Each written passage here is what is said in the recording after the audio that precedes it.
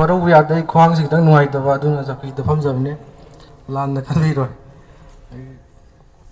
ꯃꯥꯡꯗ ꯂꯩꯕꯤꯔꯤꯕ ꯑꯩꯈꯣꯏ ꯃꯨꯐꯇꯤ ꯁꯥꯍꯕ ꯑꯂꯤꯝ ꯎꯂꯃꯥꯁꯤꯡ ꯑꯍꯜ ꯂꯃꯟ ꯁꯥꯇ꯭ꯔ ꯅꯍꯥꯔꯣꯜ ꯈ꯭ꯋꯥꯏ ꯈꯨꯗꯤꯡꯃꯛꯄꯨ ꯏꯀꯥꯏ ꯈꯨꯝꯅꯕ ꯎꯠꯆꯔꯤ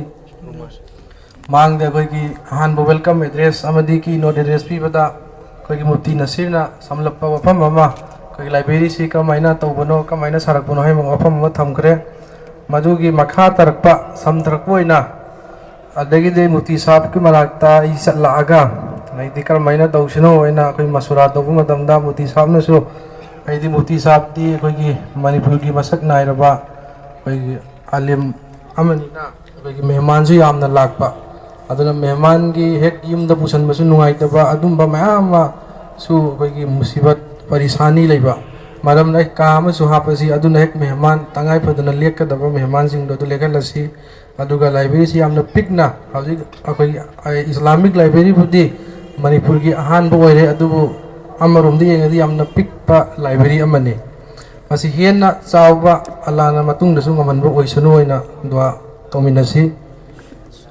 हजिक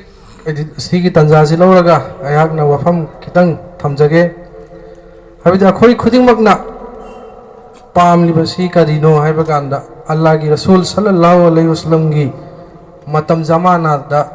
चलमिबा लिसत्तुने अखोइना चटपा पामलिबसी अखोइ मुसलमान अखोइगिदी चौखटपा हाइरिसी 2020 लागा चौखटपा नते 2030 लागा चौखटपा नतेबा अल्लाह की रसूल सल्लल्लाहु अलैहि वसल्लम की मतम दुनेबा अखोइगी मुसलमान अखोइगिदी चौखटपा हाइरिसी हाइदा अतोपा अखोइगी डेवलपमेंट की अखोइगी डिफिनिशन दा खेतन धर्मेब अखोइगी मुसलमान दायित्व यामना जावे अखोइसिंगसे दायित्व अमा जावेदी कइगुम आइगी मिंगसे अब्दुल हकीम कौरे अइना अतोपाइदी यादबा कानून यादबा इलीगल ओइबा थबुक तौरदी समनाइबदा हुरानबो ओइगेरा नत्रगना ड्रग योनबो ओइगेरा मी हटबो ओइगेरा तौरदी अइ ओइना उरक्तेबा अखोइ कोमसे ओइना उरेबा अखोइगिदी हैदि चाइरकपा कांदा मुसलमान से लोइन चाइरेबा मी अतोपना चाइरकपा कांदा अतोपना तौबा कांददी मा मथंदनेबा क्राइम तौरिसे अखोइ मुसलमान हदक्ता आइदी यामना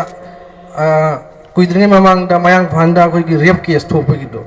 आइदी अदुगी केसुदा उरकपा कांदा अदुदा चेनरिबा मिसिंगदु उरक्तेबा नैनरबा कांदा मुसलमान कोमसे मोइना नैनरेबा आइदी यामना मथों मरम खंगदबा हेक्ता तौबगी टाइप दाइदी मुसलमान खक तौबदी नते अदु केसदो अदु उरेबा अदुइदी अखोइ सिंगसी कैदौदारे हाइबकांदा रेस्पोंसिबिलिटी यामना चाउना लेयेबा इद अखोइना आई अमा फत्तबा कांदा अतोपा गेना हेक्ता अखोइगी अल्लाह की रसूल सल्लल्लाहु अलैहि वसल्लम से क्रिटिक पिरइमेबा माना पु तौरम्बा तगम्बा इस्लाम सिबु करिनोने मुसलमान ओइना चलगा मखोइदी सी तौवी अदुइदी मिना क्रिटिक पिरकपा कांदा अल्लाह की रसूल सिगी अगेंस्ट नेबा पंगिति रे अदु गुना तो क्या हम चावरे अदु खक्तंग तौबगी गुना पुरोइबा खोइसे एकता अदुना सुम तंजासेदा हजिक लाइब्रेरी हारिसिना करिनो अखोइना सिगा मरी लैने दरसे कांदा हजिकती पोट खुदिंगमक सि लारिकते इरमबा नक्तनेब अल्लाह की रसूल सल्लल्लाहु अलैहि वसल्लम ना करमाइना चलमी पॉलिटिक्स सेना अखोइ खरा गावबसे अखोइ मुसलमान अखोइना खरा हेली पॉलिटिक्स ता गावबसे अतोबो यंगना कांदा अदु पॉलिटिक्स तौरमी मुसलमान ना सियासत ऐसे अखोइ हजरत उमर ना करमाइना सियासत तौरमी हाइसे लारिकते इरमबा पोटनेबा अरे अना लयंगदा अरे इचा करमाइना योकनी आइगी इमा इपा करमाइना इना अदो बेफार की लोइना करमाइना उठकनी इमा इपा की सेवा करमाइना तौगनी करुई लेकाई की हक करिनो आइगी खुंगंग लेकाई दा आइना लौगदबा दायित्व करिनो आइना लैरिबा स्टेट तुदा सखटकदबा करमाइना आइगी दायित्व करिनो हाइबा खुदिंगमकसे हजिकती लारिकता लोइन इरबा नक्तने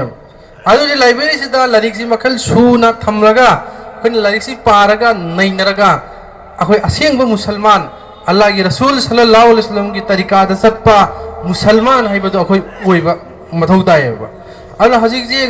लोइना चा माने क्लास 10 दा मार्क वांगबसि लारिक लेरम बोनेबा आ कोक द ब्रेन दा अतिया की स्टार का वरी सारुकदम नतेबा खोइना थावा मिसा का नुमित का थाग वरी सारुकदम नतेबा लारिक एसी क्लास 10 दा पागदब लारिक सि मंगा नि तरुक नि हाइबसे लारिक सि लेरम मी चाही अमा मतम पिरिमी आदा खोइ तनबगिनेबा लारी हाइते से करिगिनो अखोइना तनबगिनेबा पानिंगदबगिनेबा अरेगी डॉक्टर खन बरिसे कन डॉक्टर खन नंगाइ लारिक से सी लेरे फिजिक्स तना सी बागदमी केमिस्ट्री तना सी बागदमी आइदी माई सब्जेक्ट इंजीनियर होइगेरा वकील होइगेरा मा सिविल सर्विस होइगेरा पुलिस होइगेरा हाइबा पोचे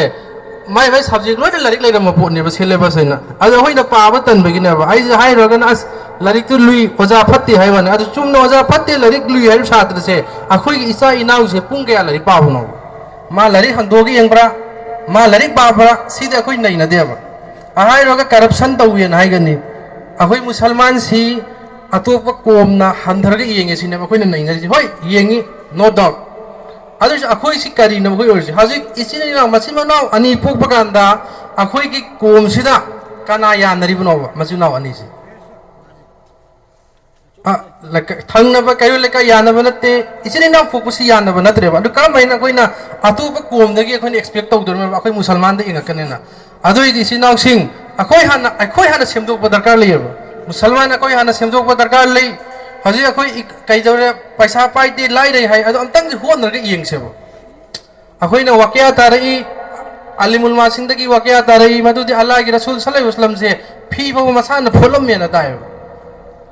युंग चाखुंग की थाबुक सुयेना अदु हजी अखोई कया हजी योपा कना पाइरिगे थाबुक कना सुरगे लौ कना चली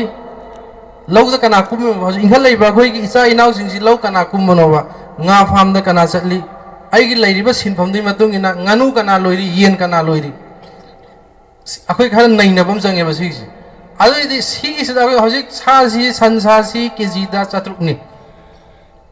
kanga je du lising ani hen pighra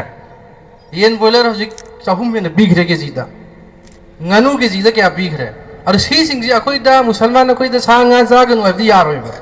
adum jar da me akhoi di adu hongan bam di changin hongan ba ji kam kan hongan kan kan akhoi na production si yam na pot si yam na putho kan hongak tor me ba adu ide yum de leiba jaga da hojik san ani khitang loi da su lupa chahi ani da di lakh hum tan bi ai sangom sung ba kan da kya tan bi ai adi nganu kanga da tara khit loyu lising kun di chong thok tor thamanga da adu na isa isu lai tamhan bi ai ba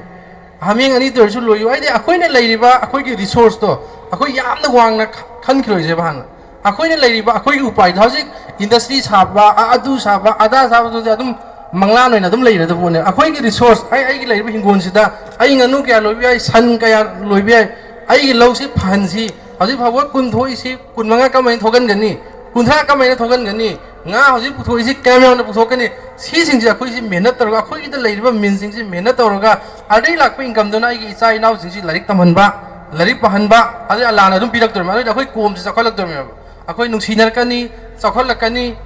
आगे हजी लारी perform लगी तो हजी लारी मखन कया हजी मुफ्ती साहब की दुआ मखा था कोई ना अहान कोई ना सी हौदो करे अतु अतु पर लेकाई दसु कैसु याम बनते मुसलमान सी मणिपुर लाख अनि मखा हुंगी वानी लेकाई मचा मचा दा सुम मचा मचा मचा सारगा अखोई से लोइना लारी पामिनरगा लोइना अफबई दो अखोई सी ओमिना ब याय अदु ओमिना ब नंग अखोई करी दरकार ले अखोई होन ब तन ब यादे तल्लदी ओइदरे यामना तले अखोई सी मिवा ngang सी ngangoy सी तल्लोय सी अखोई अल्लाह की रसूल सल्लल्लाहु अलैहि वसल्लम ना चलमिबा तरीका दो अखोई करमाइन चटकनी अदु यारुम दिक चटना होनसी इसिनी नाव कायो लेकाई मरी मता मोमिन मुस्लिमा खुदिमक से अखोई नुक्सी जाना लैसी अदुगा अफबा खुनाई अल्लाह ना याबीबा हयेंग अखोई लोइनमक जन्नत चटपा याबा अदुमबा